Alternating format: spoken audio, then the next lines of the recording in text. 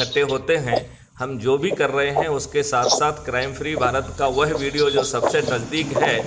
जो आपकी आत्मा के नज़दीक है, उसे सुनिए और लोगों से कहिए कि यदि उनकी जेहन में कोई प्रश्न है, शंका है, कुशंकाएं हैं, तो उन्हें लिखें वो। और यदि आप मुझे